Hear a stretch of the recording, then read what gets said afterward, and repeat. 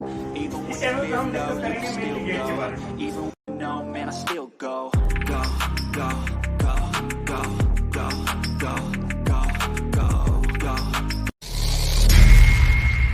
नमस्कार दोस्तों, मकैंची मलिक साहब चैनल पे एक बार फिर से स्वागत है आप सभी का।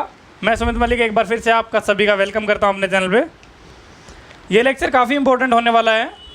तो जिसने पिछला लेक्चर देखा है, रिवर्स बायरेटन साइकिल के बारे में हम पढ़ रहे थे। रिवर्स बायरेटन साइकिल के बारे में हमने काफ़ी सारी चीज़ें जान ली थी। एयर कैसे कूलिंग में हेल्प करती है, एयर को एज ए रेफ्रिजरेंट कैसे यूज़ किया जाता है, वो हमने देख लिया है। तो आज के लेक्चर में हम देखने वाले हैं कि अगर हम डिफरेंट पैरामीटर्स को चेंज करेंगे तो उससे इस साइकिल की परफॉर्मेंस पे क्या इफेक्ट आने वाला है। तो लेक्चर काफ़ी इंपॉर्टेंट होने वाला है। कोशिश कीजिएगा एंड तक देखने की। अगर आप वीडियो जितना ज़्यादा देखेंगे उतना ज़्यादा आपको समझ में आएगा। इस लेक्चर के बाद हम केवल एक टॉपिक बचेगा इस चैप्टर में, वो बचेगा कि डिफरेंट यू कैन से कंडेंसर हैं या इवेपोरेटर है या एक्सपेंशन डिवाइस है, वो किस किस टाइप के होते हैं, कंप्रेसर है किस किस टाइप के होते हैं और कहाँ कहाँ हम उनको यूज़ करते हैं। ये सब चीज़ें जानेंगे नेक्स्ट लेक्चर में। उसके बाद हमारा ये चैप्टर ख़त्म हो जाएगा, फिर इसके ऊपर गेट के क्वेश्चन करेंगे। ठीक है जी। फ़िलहाल शुरू करते हैं हमारा आज का लेक्चर। आज के लेक्चर में हम करने वाले हैं what will be the effect of different parameters. जब उनको चेंज करेंगे तो RBC रिवर्स बायरेटन साइकिल की परफॉर्मेंस में क्या फ़र्क आने वाला है। ठीक है जी। तो शुरू करते हैं। सबसे पहले ये टॉपिक करने से पहले एक चीज़ और बता दें आपको। मैंने रिवर्स बायरेटन साइकिल बनाई थी कुछ ऐसे। अगर हम TS डायग्राम की बात करें तो मैंने क्या बताया था। पहली बात तो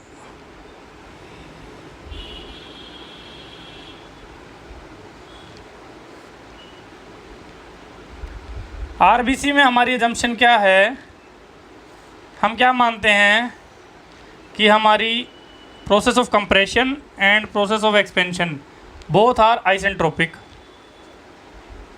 ठीक है। This is process of compression, process 1 to 2 and process 3 to 4 जो है ये क्या है, प्रोसेस ऑफ एक्सपेंशन। यहाँ पे हमारा कंप्रेसर लगा होता है, यहाँ पे हमारा टरबाइन लगी होती है। तो ये तो हो गई हमारी आइडियल सिचुएशन नॉर्मली। और हमें पता है कि कोई भी यू कैन से डिवाइस है, प्रैक्टिकली कोई भी डिवाइस कम्प्लीटली आइसेंट्रोपिक नहीं होता। हम क्या मानते हैं, S1 इक्वल टू S2 और S3 equal to S4 isentropic मानते हैं। बट एक्चुअल में क्या ऐसा होता है? नहीं। एक्चुअल में क्या होता है, एक्चुअल में कंप्रेसर को आइडियली इतना वर्क कंज्यूम करना चाहिए, 1 to 2 मतलब H2 माइनस H1, इतना हमारा कंप्रेसर को एक्चुअल में वर्क कंज्यूम करना चाहिए। It is suppose to consume this much of work of compressor इतना होना चाहिए। लेकिन एक्चुअली क्या होता है, नहीं। एक्चुअल में ये प्रोसेस आइडियली पूरी आइसेंट्रोपिक ना होके इसमें थोड़ा सा चेंज हो जाता है। यू कैन से प्रोसेस हमारी 1 to 2 ना जाके 1 to 2' चली जाएगी। एक्चुअल में जो एक्चुअल प्रोसेस होती है हमारी वो 1 to 2 ना जाके 1 to 2' चली जाएगी। यानी कि हमें वर्क ऑफ कंप्रेसर जो है वो ज़्यादा हो जाएगा, बढ़ जाएगा। 1 to 2 ना जाके 1 to 2' हो जाएगी। तो ये है आइडियली।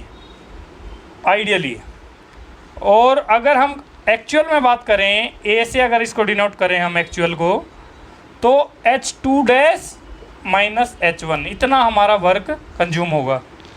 तो बाय डिफ़ॉल्ट हमें पता ही है, कोई भी अगर आइडियल कंडीशन हम देखें, वर्क प्रोड्यूसिंग डिवाइस होगा तो जितना हम चाह रहे हैं उससे थोड़ा कम ही हमें वर्क मिलेगा।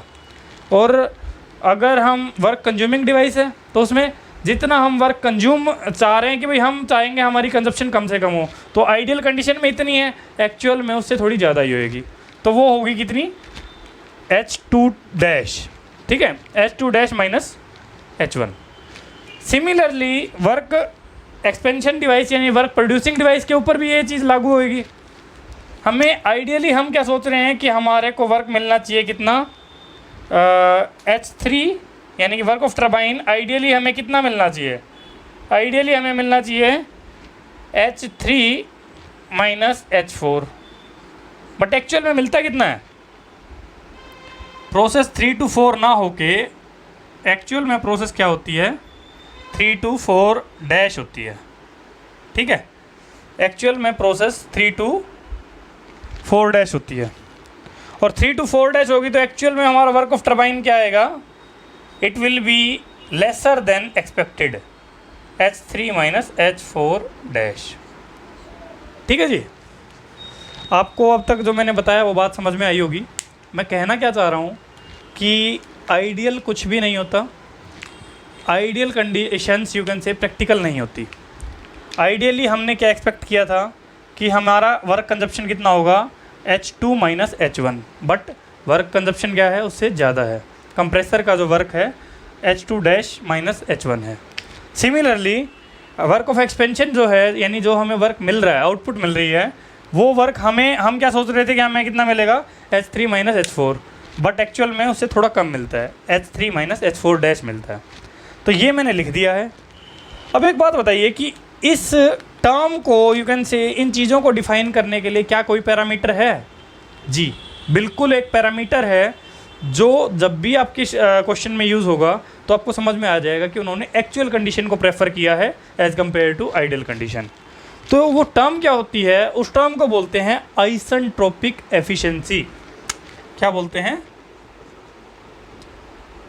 Isentropic efficiency. और आइसेंट्रोपिक एफिशिएंसी यहाँ हम किस किस की बात कर रहे हैं, कंप्रेसर और टरबाइन की। तो इसको लिख सकते हैं isentropic efficiency of compressor and turbine, ठीक है।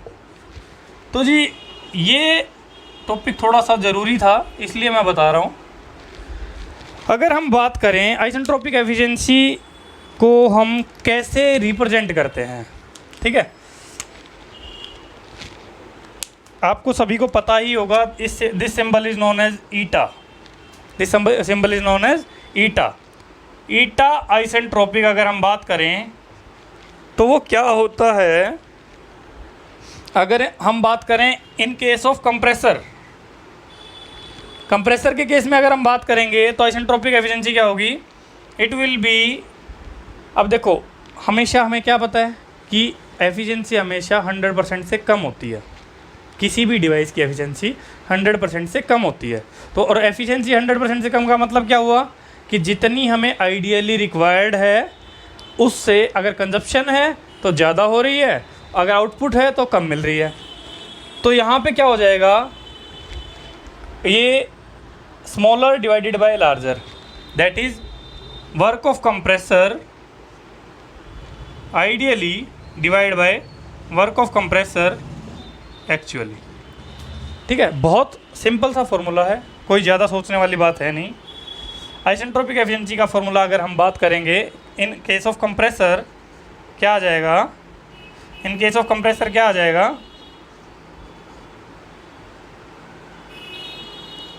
वो आ जाएगा हमारा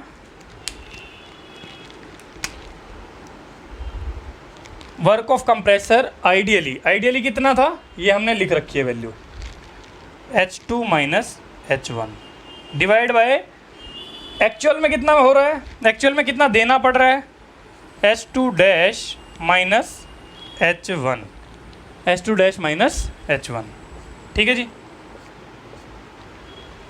ये हमारी आ गई isentropic efficiency of compressor. Similarly अगर हम बात करें टरबाइन के केस में, टरबाइन के केस में क्या हो जाएगा, टरबाइन के केस में आइसेंट्रोपिक एफिशिएंसी हमारी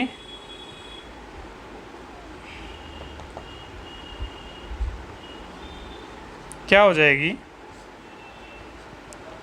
वो हमारी हो जाएगी, अब टरबाइन क्या वर्क प्रोड्यूसिंग डिवाइस है तो ऑब्वियसली हमें वर्क जितना रिक्वायर्ड है उससे कम एक्चुअल में मिल रहा है, तो एक्चुअल इसमें ऊपर आ जाएगा, यानी work of turbine actually divide by work of turbine ideally, यानी ये है वर्क कंज्यूम्ड बाय कंप्रेसर, ये है वर्क गिवन बाय यानी वर्क आउटपुट बाय टरबाइन। तो ये दोनों की दोनों अपोजिट रहेंगे। और अगर इसको हम बात करें, it will be equal to हमने दोनों वैल्यूज़ लिख रखी हैं। एक्चुअल में वर्क कितना हो रहा है, H3 माइनस H4 डैश, और आइडियली कितना होना चाहिए था, H3 minus H4। This is our formula for isentropic efficiency of compressor as well as isentropic efficiency of turbine. ठीक है जी, isentropic efficiency of compressor as well as isentropic efficiency of turbine बहुत important है, काफ़ी बार इसके related question आता भी है। और क्वेश्चन में ही आपको केवल ज़्यादा से ज़्यादा क्या करेंगे, अगर गेट के क्वेश्चन की, गेट के यू कैन से एग्ज़ाम की बात करें, गेट के एग्ज़ाम में आपको डायरेक्टली कंप्रेसर का ना देके आपको कंप्रेसर का वर्क, हमें H1 की वैल्यू भी पता होगी, H2 की वैल्यू भी पता होगी, बट वो दे देंगे isentropic efficiency of compressor is this. अगर आइसेंट्रोपिक एफिशिएंसी उन्होंने वर्ड यूज़ कर लिया तो हमें क्या करना है, H2 डैश की वैल्यू कैलकुलेट करनी है, और जहाँ भी रिक्वायर्ड है हम H2 डैश यूज़ करेंगे, ना कि H2। ठीक है, सिमिलरली अगर टरबाइन का केस है तो H4 डैश यूज़ करेंगे, ना कि H4। ठीक है, तो हमारी एक्चुअल प्रोसेस जो चेंज हो जाएगी वो क्या हो जाएगी, एक्चुअली जो आइडियली प्रोसेस होनी चाहिए थी, आइडियली हमारी प्रोसेस होनी चाहिए थी, आइडियली होनी चाहिए थी 1 2 3 4 1, बट एक्चुअल में क्या होगी, एक्चुअल में होगी 1 2 डैश 3 4 डैश और 1। ठीक है, 1 2 डैश 3 4 डैश और 1, ये हमारी एक्चुअल प्रोसेस हो जाएगी। तो this will be the difference. एक और चीज़ इसमें देखते हैं, अगर मैं बात करूं, ये सारा का सारा क्या है, इसमें RBC रिवर्स बायरेटन साइकिल में हमारा जो सिस्टम है वो क्या है, या रेफ्रिजरेंट है वो क्या है, रेफ्रिजरेंट है हमारा एयर, और एयर को हम कंसीडर करते हैं आइडियल गैस। ठीक है जी, हमें ये पता है एयर आइडियल गैस ट्रीट करते हैं हम। तो for ideal gas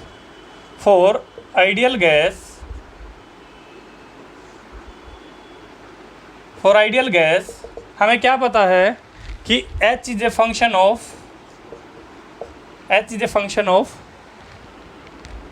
you can say H is equal to CP dt। Ideal gas के केस में DH is equal to CP dt लिख सकते हैं, आइडियल गैस के केस में DH equal to CP dt लिख सकते हैं। अगर सेम गैस सारे में घूम रही है तो CP की वैल्यू तो सारे में सेम हो जाएगी। यहाँ पे इन टर्म्स को हम क्या है, टेम्परेचर से यू कैन से रिप्लेस कर सकते हैं। तो हमारी आइसेंट्रोपिक एफिशिएंसी ऑफ कंप्रेसर की बात करेंगे, अगर आइसेंट्रोपिक एफिशिएंसी ऑफ कंप्रेसर हमारी क्या आ जाएगी, वो आ जाएगी T2 minus T1 divide by T2 dash minus T1। अब कुछ लोग बोलेंगे सर कभी तो आप स्मॉल t लिख देते हो, कभी कैपिटल T लिख देते हो, क्या इन दोनों में डिफरेंस होता है? जी बिल्कुल डिफरेंस होता है। स्मॉल t जो रिप्रेजेंट करता है ना, स्मॉल t जो रिप्रेजेंट करता है, it represent temperature in degree Celsius, और कैपिटल T जो लिखा होता है, कैपिटल T का मतलब होता है कि temperature is in kelvin, temperature is in kelvin. ठीक है, ऐसा यूनिट क्या है टेम्परेचर की, केल्विन। सिमिलरली अगर हम बात करें आइसेंट्रोपिक एफिशिएंसी ऑफ टरबाइन, वो क्या आ जाएगी, T3 minus T4 dash divide by T3 minus T4। ठीक है जी, this will be our formula for isentropic efficiency of compressor and turbine. ये हमारा यहाँ पे कंप्लीट हो गया। अब बात करते हैं वेरिएशन ऑफ पैरामीटर्स की। ठीक है, effect of variation of parameter.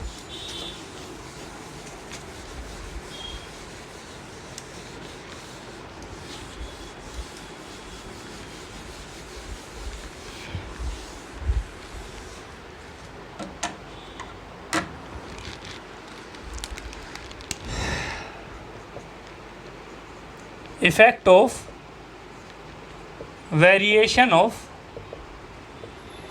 parameter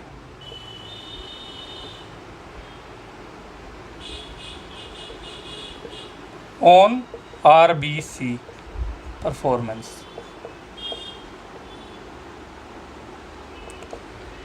effect of variation of parameter on RBC performance. तो सबसे पहले अगर हम बात करें हर बार की तरह, पहला जो हम यू कैन से चेंज लेते हैं वो क्या लेते हैं, decrease in evaporator pressure. Decrease in evaporator, या फिर इसको हम क्या बोल सकते हैं, मैंने पिछले लेक्चर में बताया भी है, इवेपोरेटर की बजाय यहाँ पे रेफ्रिजरेटर बोलना ज़्यादा ठीक रहेगा इस केस में। Effect of decrease in evaporator और refrigerator pressure.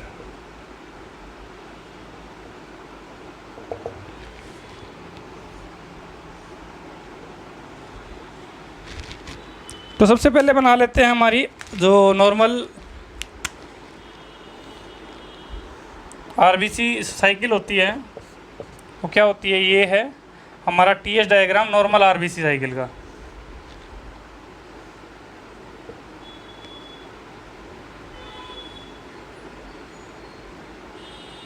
One two three four. अगर हम बात करें, हमें क्या पता है, प्रोसेस 4 to 1 जो है it is pressure constant process, this is also pressure constant process. ये जो हमारा है इसे हम क्या बोलते हैं, इवेपोरेटर प्रेशर, या हमारा इवेपोरेटर प्रेशर, या हमारा इसको क्या बोल सकते हैं, रेफ्रिजरेटर प्रेशर। और जो ये है इसको हम क्या बोल सकते हैं, कंडेंसर प्रेशर। ठीक है, कंडेंसर प्रेशर। तो हमारा अगर इस केस में बात करें, हमें क्या पता है, रेफ्रिजरेशन इफेक्ट हमारा क्या है, 4 to H1 - H4। अगर इवेपोरेटर प्रेशर डिक्रीज़ होगा, इवेपोरेटर प्रेशर PE लिख रहा हूँ मैं इसको, रेफ्रिजरेटर प्रेशर भी लिख सकते हैं, प्रेशर इवेपोरेटर प्रेशर भी लिख सकते हैं। अगर हमारा ये डिक्रीज़ हो रहा है, इफ़ दिस इज़ डिक्रीजिंग, तो हमारे रेफ्रिजरेशन इफेक्ट पे क्या फ़र्क पड़ेगा, रेफ्रिजरेशन इफेक्ट। आपको क्या पता है रेफ्रिजरेशन इफेक्ट क्या होता है, H1 - H4। जैसे जैसे इवेपोरेटर प्रेशर कम होगा, मतलब ये लाइन नीचे जाती जाएगी, और जब नीचे जाएगी, यू कैन से फॉर एग्जांपल नीचे जाएगी,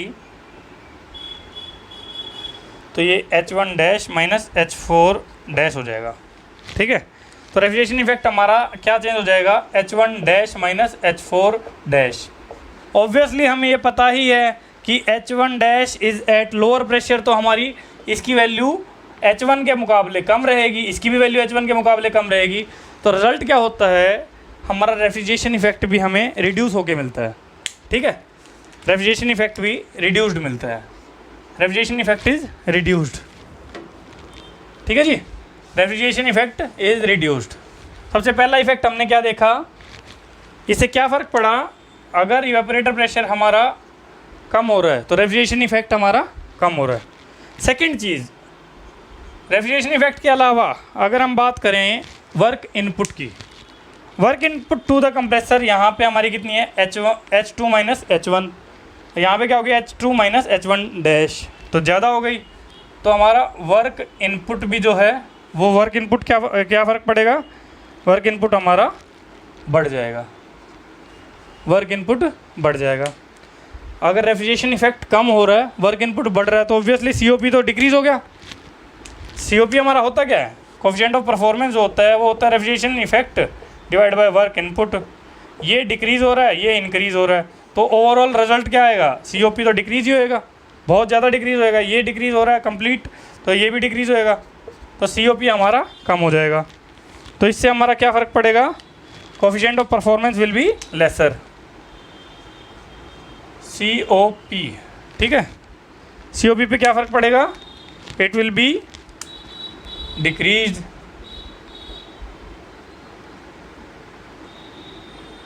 COP विल बी डिक्रीज। इसके बाद अगर हम बात करें, COP भी हो गया, इसके बाद अगर हम बात करें वॉल्यूमेट्रिक एफिशिएंसी या प्रेशर रेशियो पे बात कर लेते हैं। पहले प्रेशर रेशियो पे क्या इफेक्ट आएगा, प्रेशर रेशियो हमारा क्या होता है, P higher divided by P lower. Higher pressure that is condenser pressure divided by evaporator pressure. अगर ये वैल्यू डिक्रीज़ हो रही है तो ओवरऑल ये वैल्यू तो इंक्रीज़ होगी ना, ठीक है। अगर ये वैल्यू डिक्रीज़ हो रही है तो ओवरऑल हमारा प्रेशर रेशियो क्या हो जाएगा, बढ़ जाएगा। तो यहाँ पे हमारा नेक्स्ट अगर कंपोनेंट अगर बात करें, नेक्स्ट फैक्टर जो बात करें वो हमारा हो गया प्रेशर रेशियो। प्रेशर रेशियो पे क्या फ़र्क पड़ेगा, या फिर आरपी लिख सकते हैं इसको, ठीक है, आरपी लिख लेते हैं इसको, आरपी। प्रेशर रेशियो जो हमारा है ये क्या हो जाएगा, इट विल बी इंक्रीज, ठीक है। नेक्स्ट चीज़ अगर बात करें तो हमारा वॉल्यूमेट्रिक एफिशिएंसी देख लेते हैं। वॉल्यूमेट्रिक एफिशिएंसी की अगर बात करें तो क्या फ़र्क पड़ेगा वॉल्यूमेट्रिक एफिशिएंसी पे, हमें क्या पता है, वॉल्यूमेट्रिक एफिशिएंसी का फॉर्मूला क्या पता है आपको, मैंने लिखवाया भी था। वॉल्यूमेट्रिक एफिशिएंसी क्या होती है, 1 + C - C × P higher by P lower raised to power 1/n, ठीक है, ये आपको लिखवाया था, ठीक है। जिसने देखा है ठीक है, जिसने नहीं देखा पीछे जाके वीडियोस देख सकते हैं। अगर हम बात करें, ये हमारा प्रेशर रेशियो क्या हो रहा है, प्रेशर रेशियो बढ़ रहा है। प्रेशर रेशियो बढ़ेगा तो मतलब ये वाला फैक्टर कंप्लीट बढ़ेगा, और नेगेटिव में फैक्टर बढ़ रहा है, मतलब हमारा ये वैल्यू तो सेम है लेकिन ये फैक्टर बढ़ रहा है, और इस फैक्टर के बढ़ने से क्या होगा, हमारे वॉल्यूमेट्रिक एफिशिएंसी कम हो जाएगी, ठीक है जी। तो वॉल्यूमेट्रिक एफिशिएंसी कम हो गई।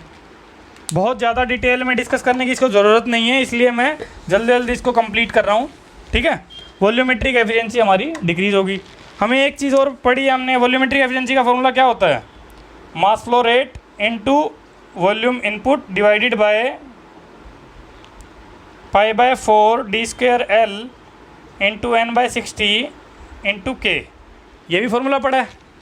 अगर यहाँ से हम ना सिलेंडर की डायमेंशन और आरपीएम वगैरह सब कुछ सेम माने, नंबर ऑफ़ सिलेंडर सेम माने, तो हमारा ये सारा फैक्टर तो हो जाएगा कांस्टेंट, और ये कांस्टेंट है तो हमारा मास फ्लो रेट पे क्या इफेक्ट आएगा, वॉल्यूम भी कांस्टेंट रहेगा, वॉल्यूम इनपुट। अगर हमारा वॉल्यूमेट्रिक एफिशिएंसी की अगर बात करें, वॉल्यूमेट्रिक एफिशिएंसी अगर डिक्रीज़ हो रही है तो मास फ्लो रेट भी डिक्रीज़ हो रही है, ठीक है जी। तो हमारा क्या हुआ, मास फ्लो रेट भी डिक्रीज़ हो गया। मास flow rate is also decrease. Mass flow rate is also decrease. सारी चीज़ें हमने डिस्कस कर ली हैं। पहली चीज़ क्या करी हमने, इवेपोरेटर प्रेशर अगर कम हो रहा है तो रेफ्रिजरेशन इफेक्ट खुद कम हो रहा है। रेफ्रिजरेशन इफेक्ट कैसे कम हो रहा है, रेफ्रिजरेशन इफेक्ट हमारी H1- की वैल्यू कम हो रही है, H4- की वैल्यू कम हो रही है, उनका डिफरेंस जो है इसके मुकाबले और भी कम आता है। रेफ्रिजरेशन इफेक्ट कम हो रहा है, वर्क इनपुट बढ़ रहा है क्योंकि हमें दिख रहा है डायरेक्ट वर्क इनपुट बढ़ रहा है।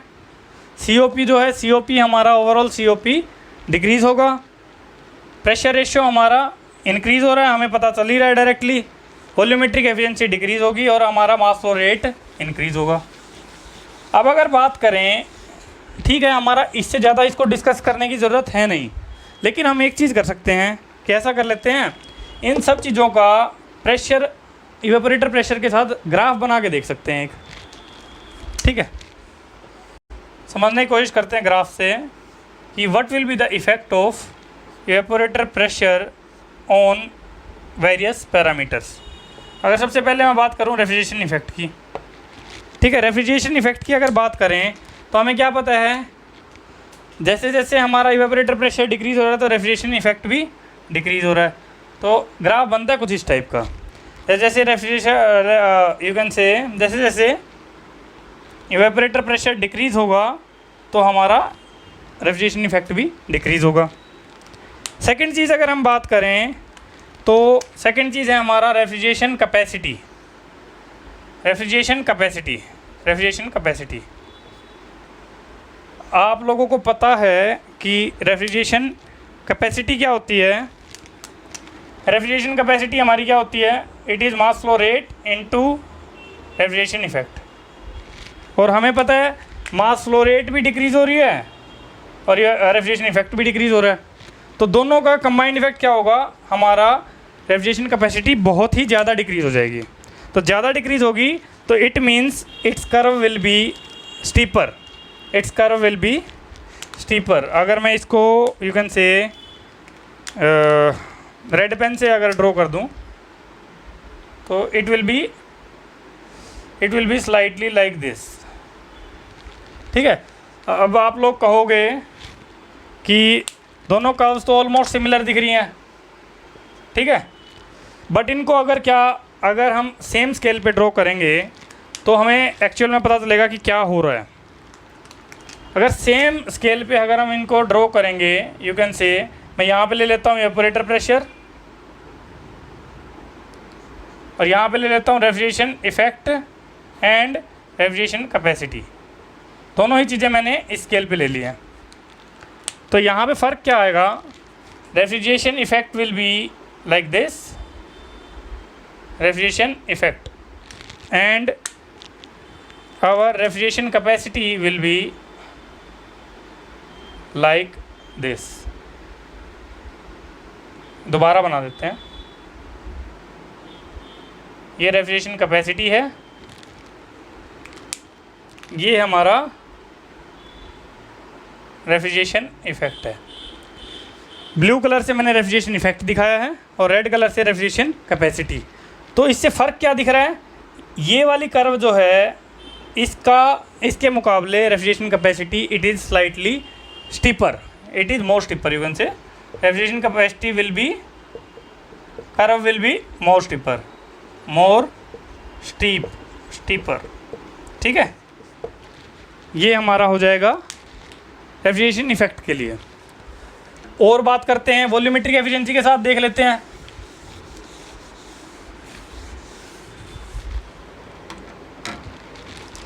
अगर हम बात करें वॉल्यूमेट्रिक एफिशिएंसी, वॉल्यूमेट्रिक एफिशिएंसी के केस में अगर हम बात करेंगे, इवेपोरेटर प्रेशर, मैं ऐसे लिख देते हैं इसको P। वॉल्यूमेट्रिक एफिशिएंसी की अगर हम बात करें तो वॉल्यूमेट्रिक एफिशिएंसी के साथ ग्राफ कैसा बनता है, it will be slightly like this, it will be slightly like this. ऐसा है, इवेपोरेटर प्रेशर जैसे जैसे रिड्यूस होगा वॉल्यूमेट्रिक एफिशिएंसी वैसे वैसे कम होती जाएगी। कैसे, ये हमने देख लिया, इवेपोरेटर प्रेशर जैसे जैसे डिक्रीज़ हो रहा है वॉल्यूमेट्रिक एफिशिएंसी वैसे वैसे कम हो रही है। बट क्या होगा, एक लिमिट के बाद हमें वॉल्यूमेट्रिक एफिशिएंसी ज़ीरो मिलने लग जाएगी। ठीक है, वॉल्यूमेट्रिक एफिशिएंसी यू कैन से ज़ीरो हो जाएगी। हमारे इवेपोरेटर प्रेशर उस टाइम पे भी कुछ ना कुछ होगी वैल्यू, बट हमारा यू कैन से वॉल्यूमेट्रिक एफिशिएंसी ज़ीरो हो जाएगी। सिमिलरली अगर हम बात करें वॉल्यूमेट्रिक एफिशिएंसी के अलावा मास फ्लो रेट के साथ बात करते हैं। मास फ्लो रेट,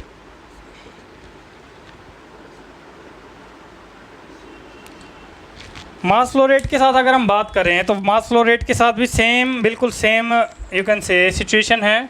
हमें ये पता है, अभी हमने देखा था वॉल्यूमेट्रिक एफिशिएंसी पे जो फ़र्क पड़ रहा है वही फ़र्क मास फ्लो रेट पे पड़ रहा है। तो सिमिलरली सेम ग्राफ होगा, same almost same graph, same you can से एंगल ऑफ इंक्लिनेशन भी सेम रहेगा और ये सेम हमारा मास फ्लो रेट के लिए हो जाएगा, सेम हमारा मास फ्लो रेट के लिए हो जाएगा। बट अगर हम बात करें वर्क इनपुट के साथ, देखो हमने क्या क्या कंपोनेंट देख लिए, रेफ्रिजरेशन इफेक्ट के साथ देख लिया इसका इफेक्ट, मास फ्लो रेट के साथ देख लिया, वॉल्यूमेट्रिक एफिशिएंसी के साथ देख लिया।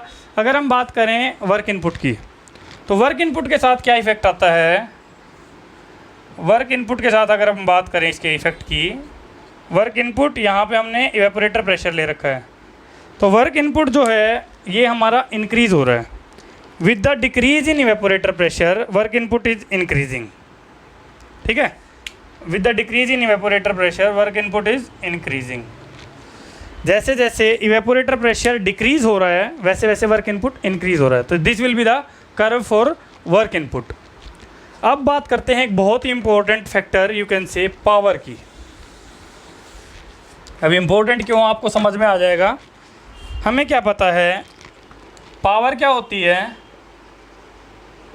पावर क्या होती है, यू कैन से मास flow rate, power input you can से ये क्या होती है, mass flow rate into work input. हमारा यहाँ पे फ़र्क क्या है, मास फ्लो रेट तो क्या हो रहा है, डिक्रीज़ हो रही है, और वर्क इनपुट हमारा इंक्रीज़ हो रहा है। जैसे जैसे इवेपोरेटर प्रेशर डिक्रीज़ हो रहा है वैसे वैसे मास फ्लो रेट तो हमारी डिक्रीज़ हो रही है और वर्क इनपुट हमारा इंक्रीज़ हो रहा है।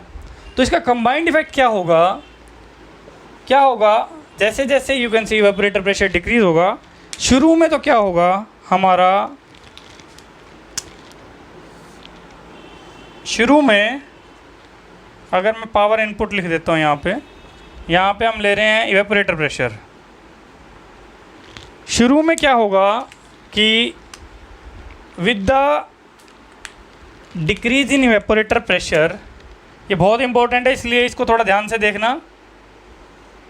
With the decrease in evaporator pressure our power input will increase. With the decrease in evaporator pressure, power input will increase. Then after a certain point of time, it will attain a maximum value and then it will start decreasing. ठीक है, मैं इसको diagram को इस तरीके से बना देता हूँ। शुरू में क्या हो रहा है, शुरू में हमारा with the decrease in evaporator pressure हमारा पावर इनपुट इंक्रीज़ हो रही है, हमें ज़्यादा पावर देनी पड़ रही है। विद द अगेन फर्दर हम अगर इवेपोरेटर प्रेशर डिक्रीज़ कर रहे हैं तो पावर इनपुट हमारी डिक्रीज़ हो रही है। ठीक है, जो ये मैक्सिमम वैल्यू आती है ना, इस मैक्सिमम वैल्यू को क्या बोलते हैं, इस वैल्यू को बोलते हैं पीक आवर कंडीशन। इस वैल्यू को क्या बोलते हैं, पीक आवर कंडीशन। क्या बोलते हैं, पीक आवर कंडीशन। और साथ में इस ये कौन से यहाँ से ऊपर जा रहा है फिर उसके बाद नीचे आ रहा है, इस कर्व के इस नेचर को क्या बोलते हैं, यू कैन से इस पीरियड को क्या बोलते हैं, इसे बोलते हैं pull down period. Pull down period क्या बोलते हैं, पुल डाउन पीरियड। ठीक है जी, बहुत इंपॉर्टेंट चीज़ें हैं। पीक आवर कंडीशन क्या है, जब हमारा इवेपोरेटर प्रेशर जैसे जैसे डिक्रीज़ हो रहा है तो मास फ्लो रेट तो डिक्रीज़ हो रही है लेकिन वर्क इनपुट इंक्रीज़ हो रहा है। Due to this combine effect हमारा पावर इनपुट इंक्रीज़ होएगी, but after attaining a maximum value it will start decreasing again. ठीक है, तो डिक्रीज़ हो रही है। इस यू कैन से कर्व के इस नेचर को यहाँ पे हम इसको क्या बोलते हैं, इस पीरियड को क्या बोलते हैं, पुल डाउन पीरियड। और यू कैन से इस मैक्सिमम वैल्यू को क्या बोलते हैं, peak hour condition. Maximum value को क्या बोलते हैं, पीक आवर कंडीशन। हमारे जितने भी कंप्रेसर्स हैं दे should be designed by keeping in mind this value. You can से पीक आवर कंडीशन को ध्यान में रख के ही इसको हम नोट की फॉर्म में लिख लेते हैं। Note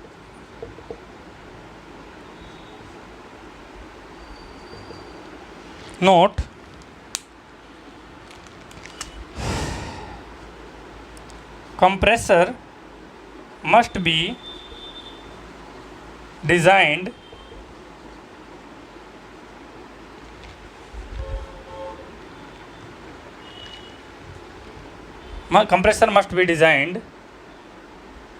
according to peak hour condition। यानी कि अगर कभी कोई कंडीशन ऐसी आए जब हमारी पावर इनपुट हमें मैक्सिमम देनी पड़ रही है तो उस टाइम पे वो फेलियर ना दिखाएं या उस टाइम पे वो फेल ना हो, तो हमें क्या करना है, कंप्रेसर जो है they should be designed according to the peak hour condition. Peak hour condition जो है इसका डिज़ाइन का क्राइटेरिया रहेगा। ठीक है जी, ठीक है। एक और चीज़ देख लेते हैं इसके बारे में, ये हमने देख लिया है। इसके बारे में एक और चीज़ देख लेते हैं, हमने क्या कर लिया है, रेफ्रिजरेशन इफेक्ट के बारे में देख लिया, वर्क इनपुट के बारे में देख लिया, मास फ्लो रेट के बारे में देख लिया, वॉल्यूमेट्रिक एफिशिएंसी के बारे में देख लिया, यू कैन से इसके साथ इसका इफेक्ट देख लिया। प्रेशर रेशियो के बारे साथ ज़रूरी नहीं है, सीओपी के साथ और देख लेते हैं इसकी कर्व कैसी बनेगी। ठीक है,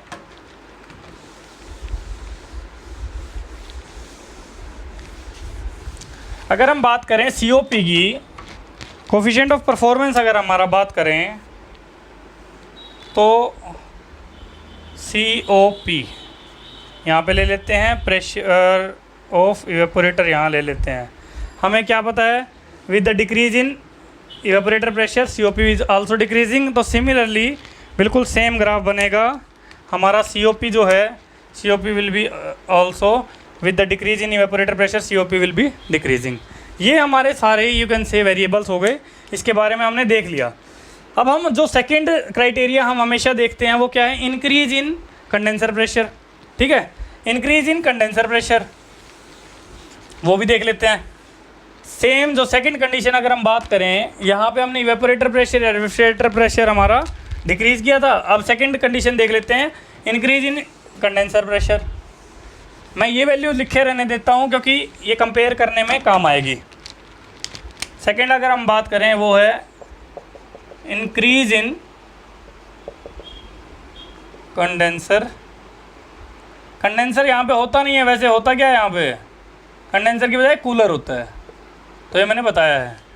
इंक्रीज इन कंडेंसर और कूलर प्रेशर। ठीक है,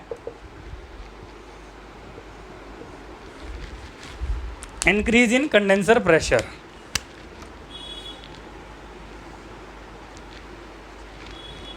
ये हमारी RBC है, रिवर्स बायरेटन साइकिल है 1 2 3 4।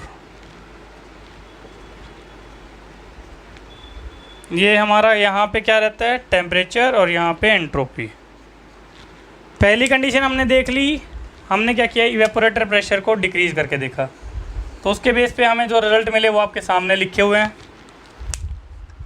सेकंड कंडीशन हम बात करते हैं, हमने पहले इस प्रेशर को कम किया था, अब इस प्रेशर को बढ़ा देते हैं। जो हमारा कंडेंसर प्रेशर है इसको अगर हम इंक्रीज़ करेंगे तो हमारा कर्व क्या हो जाएगी, ऊपर की तरफ शिफ्ट हो जाएगी। ये हो जाएगी हमारी एक्चुअल कर्व, 2 की बजाय 2 डैश हो जाएगा, ये 2 डैश हो जाएगा, ये 3 डैश हो जाएगा। ठीक है जी, ये हमारी नई कर्व बन जाएगी। अगर हम बात करें इंक्रीज इन कंडेंसर प्रेशर की, अगर हम बात करें तो कंडेंसर प्रेशर इंक्रीज़ होने से हमारा क्या फ़र्क पड़ेगा। कंडेंसर प्रेशर इंक्रीज़ होने से हमारा क्या होगा, सबसे पहले तो अगर हम वर्क इनपुट की बात करें, वर्क इनपुट पहले ये था, अब ये है। वर्क इनपुट हमारा क्या हो गया, वर्क इनपुट हमारा इंक्रीज़ हो गया। ठीक है, रेफ्रिजरेशन इफेक्ट की बात करते हैं। रेफ्रिजरेशन इफेक्ट जो है, रेफ्रिजरेशन इफेक्ट हमारा, रेफ्रिजरेशन इफेक्ट पे क्या फ़र्क पड़ेगा। रेफ्रिजरेशन इफेक्ट जो है हमारा, डायग्राम से लग रहा है कि कोई फ़र्क नहीं पड़ता, बट इन एक्चुअल कंडीशन हमारा रेफ्रिजरेशन इफेक्ट जो है वो डिक्रीज़ होता है। रेफ्रिजरेशन हमारा, यू कैन से रेफ्रिजरेशन हमें कम मिलती है। ठीक है, और उसके बाद अगर हम बात करें रेफ्रिजरेशन इफेक्ट के बाद अगर हम बात करेंगे COP की, तो COP जो है, COP सिमिलरली क्या होगा, COP अगर हमारा रेफ्रिजरेशन इफेक्ट कम हो रहा है, वर्क इनपुट बढ़ रही है, तो COP भी हमारा क्या होगा, COP बहुत ज़्यादा डिक्रीज़ हो जाएगा। ठीक है, उसके बाद अगर बात करें प्रेशर रेशियो की, सेम प्रेशर रेशियो अगर बात करें, हायर प्रेशर की वैल्यू बढ़ गई है, लोअर प्रेशर की वैल्यू कम है, तो हमारा प्रेशर रेशियो भी क्या होगा, प्रेशर रेशियो भी इंक्रीज़ हो जाएगा।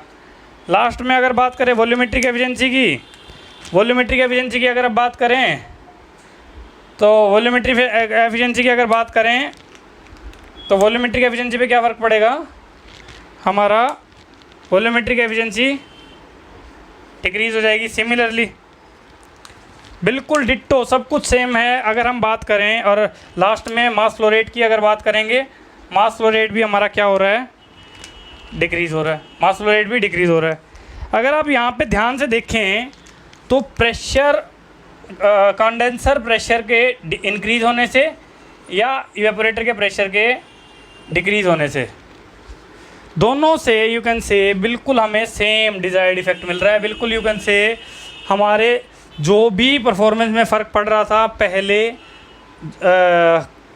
इवेपोरेटर प्रेशर के डिक्रीज़ होने से, जो परफॉर्मेंस में डिफरेंस आ रहा था, वही सेम यू कैन से कंडेंसर के प्रेशर को इंक्रीज़ करने से मिल रहा है। तो यू कैन से हम इसको नोट की फॉर्म में लिख सकते हैं, नोट की फॉर्म में लिख सकते हैं,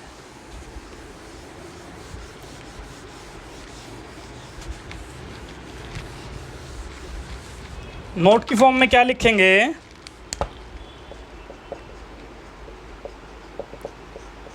इफेक्ट ऑफ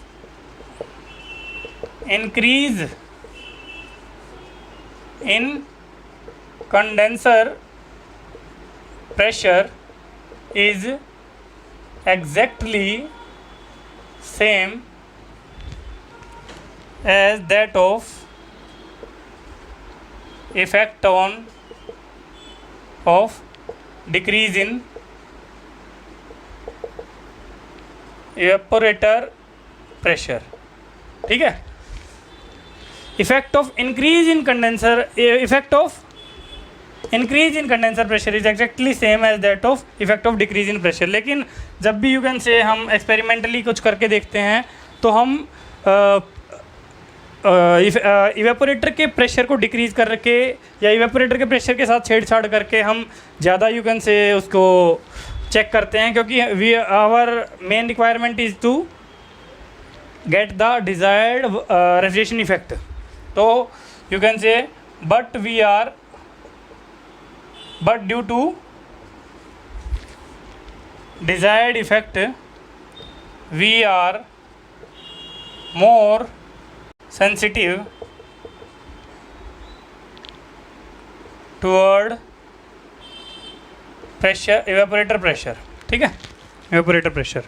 एक सेकेंड चीज़, बहुत ही इम्पोर्टेंट चीज़ है, मैंने अब तक दिखाई नहीं है या लिखी नहीं कहीं पे, वो है पर्जिंग. VCRS हमने पढ़ा था. VCRS में क्या है, आपको ये पता है कि कंडेंसर के अंदर क्या होता है. Condenser is use to handle. Condenser क्या करता है, कंडेंस करता है. जो हमारे वेपर उसके अंदर सप्लाई किए जाते हैं उनको कंडेंस करता है. बट पर्जिंग क्या है, पर्जिंग क्या है, हमें क्या पता है, air is a non condensable gas. अगर गलती से कंडेंसर के अंदर एयर चली जाएगी तो उससे फ़र्क क्या पड़ेगा, एयर तो कंडेंस होगी नहीं. तो सारी जो वेपर है यू कैन से उसके अंदर अगर मिक्स रहेगी तो हमारा कंडेंसर यू कैन से कंडेंसर को काम ज़्यादा करना पड़ेगा, एरिया ज़्यादा रिक्वायर्ड होगा. तो in order to reduce that हम क्या करते हैं, एयर को कोशिश करते हैं पहले ही निकालने की. एक और चीज़ है कि भाई air is a non condensable gas. Also इसके साथ क्या है, it is a very poor conductor of heat. ठीक है, बहुत पुअर कंडक्टर है हीट का. तो इस वजह से क्या है कि जब कंडेंसर से हमें हीट रिजेक्ट करवानी है तो कंडेंसर से हीट रिजेक्ट करवाने के लिए एयर हमारी बहुत बड़ी यू कैन से प्रॉब्लम साबित होगी. तो हम क्या करेंगे, कंडेंसर से पहले ही हीट निकाल लेते हैं, यू कैन से एयर निकाल लेते हैं. इस प्रोसेस को क्या बोलते हैं, पर्जिंग. पर्जिंग क्या है, removal of air from condenser. Removal of air from condenser, इसे बोलते हैं पर्जिंग.